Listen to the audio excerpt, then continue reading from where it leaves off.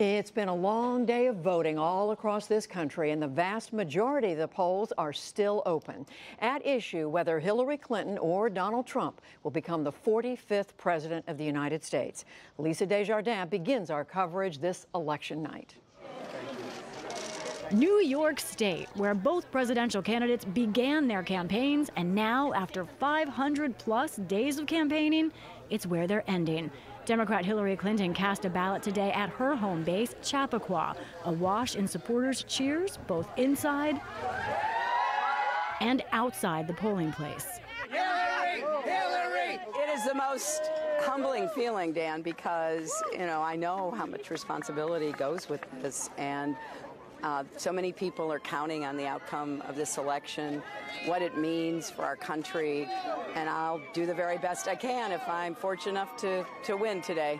Chappaqua is just north of New York City, and that's where Republican Donald Trump cast his vote. So who did you vote for?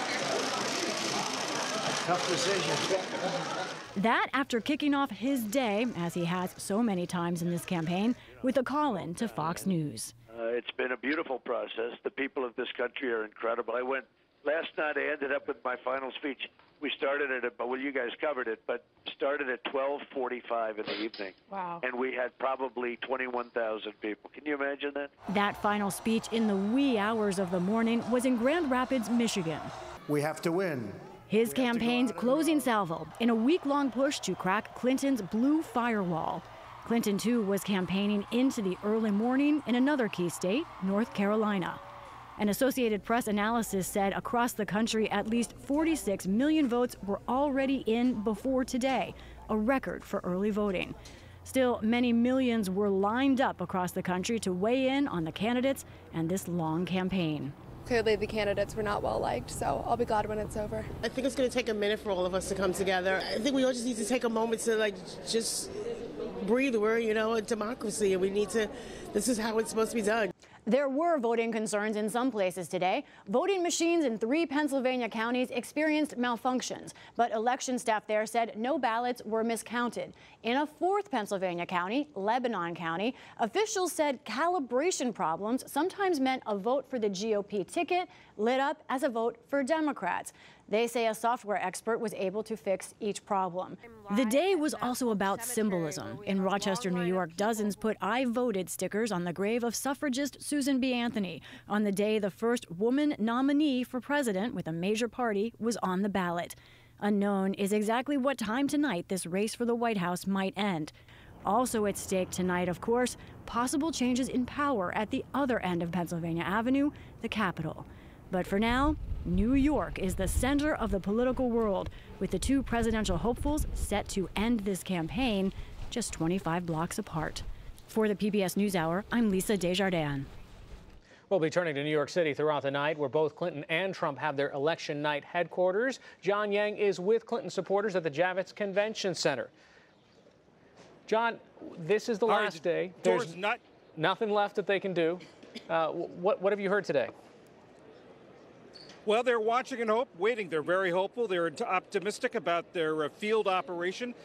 They think that's what's going to make the difference in a lot of places where the race has been very close. Right now here at the Javits Center, the door's not yet open to the public, still putting the final touches on. When I asked the campaign why they were here at the Javits Center, they pointed up. This has a literal glass ceiling, a glass ceiling they're hoping to symbolically burst through tonight with the first woman to be elected president. More symbolism here. The stage that they're working on is in the shape of the United States. The lectern where Hillary Clinton will speak is pretty much over Oklahoma, it looks to me. The campaign tells me that she has prepared remarks either way, win or lose, and she'll be speaking on a map of the United States. That's the lower 48. Where's Hawaii and Alaska? Over there on the side. Judy? John Yang, thank you. And we're going to be coming back to you throughout the night. Both Hari and I will be doing that. And now let's move to Trump headquarters. Our Jeffrey Brown is there at the Hilton Hotel in Midtown. So, Jeff, tell us what it's like at this moment. Well, Judy, I can tell you we have no glass ceiling here. We actually have a rather low ceiling and a rather small venue. It's a decidedly small venue, perhaps the smallest one I've ever seen for an event like this. We're only about a mile and a half away from where John was, so John and I might meet at the end of this long night, probably about 8th Avenue. That's to my west.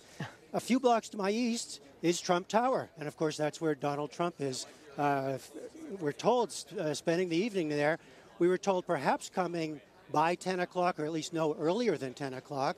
But at this point, who knows how long this night will go on. But we were able to talk to some of the people from the campaign earlier today.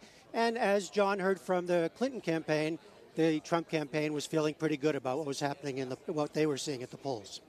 So, Jeff, are they saying, are any of the folks there sounding optimistic? Are they sounding worried? I mean, are you picking up any vibes? I know it's early in the evening. Yeah, it's too early to really know here. I mean, I'll tell you it's funny here right now. I mean, as I said, this is a small place. I'm surrounded by hundreds and hundreds of my new best friends who are journalists right now, Judy. And you can see the journalists are over a much bigger number of journalists than people in the hall. And outside, of course, talking to people in the Trump campaign, they were talking to reporters earlier in the day. And as I said, they were watching, they were hopeful, they were watching the returns in some of the key states.